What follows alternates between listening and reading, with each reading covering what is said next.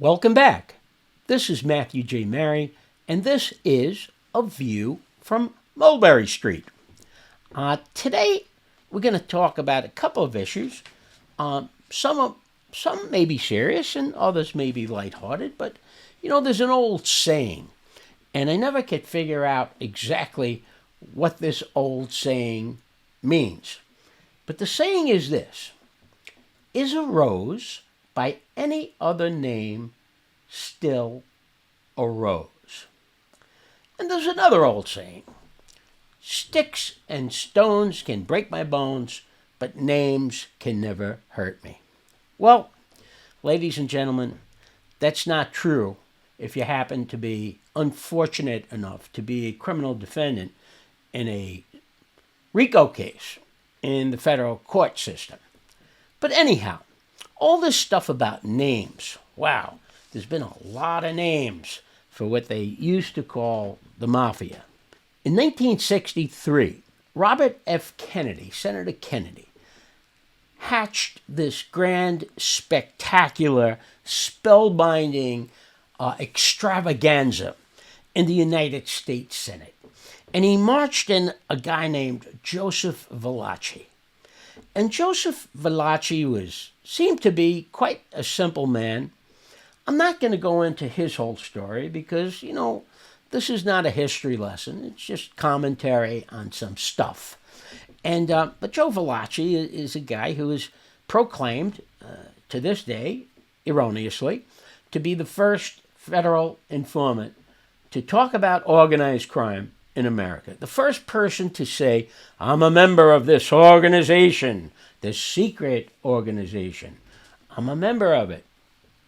Well, Joe Valachi got before the Senate, and the senators were grilling him. And as usual, most of the senators didn't have the slightest idea of what they were talking about, but they all wanted to get in front of that camera. And as I look back at the Valachi Hearings of 1963, I was astounded about the fact that, as Jimmy Durante used to say, everybody wants to get into the act.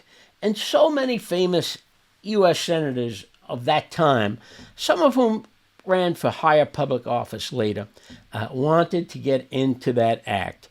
And it was quite a circus. The nation's underworld gets the unwelcome spotlight of publicity as the Senate's Investigations Subcommittee begins new hearings on crime. Arkansas Senator McClelland is at the helm. Attorney General Robert Kennedy paints a grim picture of the rise of lawlessness under the Cosa Nostra, or Mafia. This he describes as the government of organized gambling, narcotics peddling, extortion, racketeering, and controlling of certain trade unions. He says the income runs into billions. These hearings always attract a large number of spectators. This one is particularly crowded, awaiting the first public appearance of Joseph Valachi, the convicted hoodlum whose confessions to the FBI have reportedly put a price of $100,000 on his head by the infuriated Mafia. When they finally got to a certain point in the hearings, and these hearings lasted for days, if I'm correct, finally one senator says to Valachi, Joe Valachi, what is the name of your organization? And he looks at the senator quite honestly, clearly honestly, almost scratching his head, and says, we have no name. There is no name. And the senator kind of implies that he's lying, that he's holding back, and the senator tells, well, you've got to have a name for an organization like this. And Valachi says he kind of stretches himself to give the organization a name. And he says, well, we call it our thing. He said, this thing of ours. He said, in Italian, Cosa Nostra. So then a senator jumped up and says, okay, so the name of your organization is Cosa Nostra. The organization is La Cosa Nostra. And Valachi kind of, I don't remember quite accurately, but I think he kind of shrugged his shoulders and said, yeah, he agreed. They put him on the spot, and that was that. So the very next day, the media had a field day with this. They couldn't use the old names, Mafia and stuff, because that wouldn't be as dramatic as saying, now we've all the newspapers, the New York Daily News, the Mirror, the Post, the Journal American, the Herald Tribune, the World Telegram and Sun, all headlines. The new name is discovered for organized crime, and it's La Cosa Nostra, which technically means our thing, which is ridiculous. Those names kind of stuck throughout decades and decades and decades. And at one point, one of the senators asked Joe Valachi, well, when you introduce yourself to another member, how do you indicate like where you come from? How do you identify yourself? And how do you describe which family you come from? And that's how Joe Bonanno described his version of organized crime, of families, families, groups of people that group together. He called them families. And so Valachi says, well, I would say I'm with Vito Genovese. Okay. And now a senator jumps up because they had all these big charts with all these 5 different names and, leaders of each so-called family. And so the senator says, so the names of the family are the Genovese family, Gambino family, Profaci family, Lucchese family. Once that occurred, the media picked that up again. All right, starts in the United States Senate. The media picks it up and confirms that for the world, that these are the names of the families that have no names. There are no names. There aren't any names. And that lasts forever. Until in 1969, around there, a fellow by the name of Joe Columbo, he had started an organization called the Italian American Civil Rights League. I was part of that. I participated in it. And indeed, the Italian American Civil Rights League was a very successful organization until, unfortunately, Mr. Columbo was blown away in Columbus Circle. I believe the year was 1970 or 1971. And after that, everything went back to where it was. For a while, Mr. Columbo and the Italian American Civil Rights Organization had people in the media not using those words, Mafia, Cosa Nostra, because it was detrimental to the Italian American population as a whole. And they were making some progress with TV, with the newspapers. But once Mr. Columbo was gunned down, the government was joyous. They were joyous. They were in an incredible state of ecstasy, because now they were saying, oh, don't you see? They're all gangsters. This is what it's all about. It's about murder, bloodshed, the whole thing. But anyhow, the media, I'm talking about names. That's the name of the show. The name game. Maybe we'll call it something else. But the media decided to change the name of what they had called the Profaci family to the Columbo family, because Joe Columbo was such a media favorite of theirs that they couldn't resist doing that. And indeed, they had the power to do that, because what I'm trying to tell you is that all these names, Profaci, Bonanno, Gambino, etc., all these names, Joe Valachi said it, there is no name. There is no name. Okay. But the names started in the United States Senate, it went out to the media, and the important thing is that when we say sticks and stones can break my bones, but names can never hurt me, well, that's wrong. That's wrong when a RICO case is brought against Italian Americans in the federal court system. Okay, in 1970, the right-hand man of Robert F. Kennedy, who had a vendetta, his dad, Joe Kennedy, was alleged to have been partners back in the roaring 20s with a bunch of gangsters. He was partners with people who ran the docks. He was partners with people who were in the bootlegging business. Joe Kennedy, Sr., John F. Kennedy's father, Robert F. Kennedy's father. He was the ambassador to Great Britain, to England. He owned a piece of every bottle of scotch that came into the country. I think still to this day, and way back then, it was illegal to bring that whiskey into the country, but they did it. And so Joe Kennedy had an unwanted partnership with a lot of Italian Americans who wanted to be in that business also. Why not? You know, America is a capitalist nation, and the Prohibition law certainly gave a lot of people an opportunity to make a lot of money because people did not want to stop drinking, and who could blame them? Robert Kennedy, for some reason, had this obsession with the so-called mafia, and he was intent on destroying it. Later on, in 1966, the Presidential Commission appointed by President Johnson declared that organized crime must be abolished from the face of the earth at all cost. Very important words, at all cost.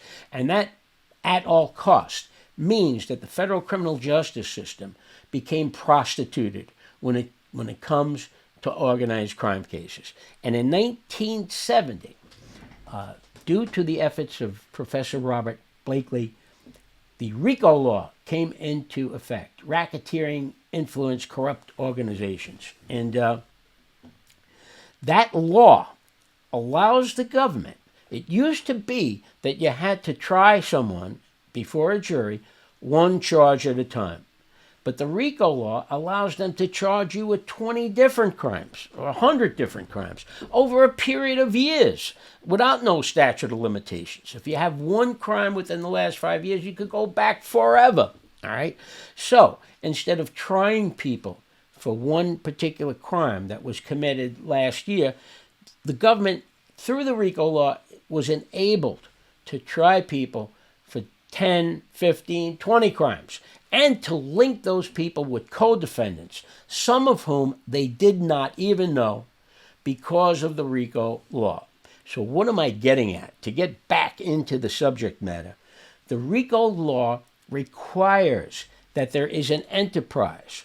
And if an enterprise is established, that allows them to charge you with numerous crimes that have nothing to do with each other. It allows them to make you a co-defendant of multiple people, some of whom you may not know, as long as they can establish that you're part of the same enterprise. So here is where all the name game comes into play. And here's why people are doing life without parole, because of this name game. If they can establish that the enterprise is the Gambino family, the Bonanno family, the Profaci family, etc., that enables them to spend a good portion of the beginning of every trial not proving a crime has been committed, but proving that there is an organization, that exists, and that is the enterprise. And once they establish that there is some organization, and they establish that you are part of that, even though that may not be a crime. And let me interrupt myself. It is not a crime to be in the Mafia, the Cosa Nostra, the Ku Klux Klan. It's not a crime to be a Nazi. It's not a crime to be a communist. It's not. It just isn't. And when you go to federal court, they're required to prove that you committed a crime. But in a RICO case, they spend the first part of the trial talking about how in 1907, the Black Hand, it came from Italy. The Black Hand, 1907, the Black Hand. And they talk about that, and then they talk about the Castellamares War of 1930, and they talk about Salvatore Maranzano and Joe Maciera and how Maranzano beat the other guy. It's in every case. If you think I'm lying, don't. I just pick up an indictment. And they talk about how the five families were established in 1931. And there come the names, the very names that they plucked out of Joe Valachi. They almost put his hand behind his back and almost broke his arm until he gave these so-called groups a name, okay? And so now we have those names. And those names are what the government talks about. So they'll talk about you're a member of the Kabutzel family, all right? And then they'll talk about what that family is, and they'll talk about the history of that family, and they'll talk about who is the boss of that family, and they'll talk about your membership in that family. And all of this is designed for one purpose. Before the government ever mentions one word about what the crime is that you may be accused of, they've already spent days and days and days prejudicing the minds of the jurors by talking about all this mafia stuff. The mafia, the Cosa Nostra, La Cosa Nostra, the LCN, the outfit, the syndicate. When's the last time you heard that expression? The syndicate. Remember Elliot Ness and the Untouchables? That was the name, game, then. The syndicate. You belong to the syndicate. My point is that when you're charged in a RICO case, and when you are an Italian American, before the jury ever hears any kind of evidence, any kind of accusation against you that could prove criminal activity, the jury has been brainwashed by all this mafia stuff. La Cosa Nostra, on and on and on and on. And so, what starts out as a laughing matter, the name game, ends up into a serious, crippling disability for a defendant and a defense counsel who wants to defend themselves in a RICO case. And mostly every case against Italian Americans are RICO cases. Now, when the government first passed the Rico Act, they were afraid. They were afraid to use it for a good 10 years until a man named Rudy Giuliani had the guts to go forward and to start using the RICO law in the Southern District of New York. And everybody thought that this law would be overturned, that they would be stopped, that the prosecutors would be stopped from doing it because it's un-American, contrary to every other judicial process that had come before it. It allows all the things I spoke of a couple of minutes ago. And yet, Rudy Giuliani was successful in establishing the government's right to go forward with these mass trials, these RICO cases. And let me tell you, ladies and gentlemen, any of you who have ever been on a jury, if a defendant is accused of one crime, you might very well give that defendant the benefit of the doubt, the benefit of a reasonable doubt, and say, well, maybe the government made a mistake. But in a RICO case, it's not just about one crime. They accuse somebody of 2, 3, 4, 5, 6 different crimes. They put you together with so many co-defendants and so many different charges that it overwhelms the jury, especially after they've been brainwashed for days about all this mafia stuff. And so this is the reason that, a name a rose by any other name, is it still a rose? Or in this case, is it just what the government wants it to be? The name game enables the United States of America, the prosecutors in federal cases, to just put people in jail and for endless amount of years. Every RICO case is like every charge, if it's a RICO case, could be 20 years added on. So if you got 5 RICO counts, it could be 100 years It's happened. It literally has happened that people have gotten 100 years. We talked about the commission case a few weeks ago. And when you think about it, when this all started, when this RICO law started, they said to the public and to the lawyers and the professors, oh, don't worry about this. We're only going to use it against organized crime. As if that was okay. It's not okay. It's not okay to treat one group of people differently than another group of people. And when they said that the RICO law would only be used against organized crime, they were lying. And the same happens today. They did the same with the Patriot Act and every other act. If you let the government get away with it one time, they'll do it 100 times. When you give them an inch, they take a yard or 10 yards. And so the RICO law wasn't only just used in organized crime cases, it was used to take down businessmen. And businesses became the RICO enterprise.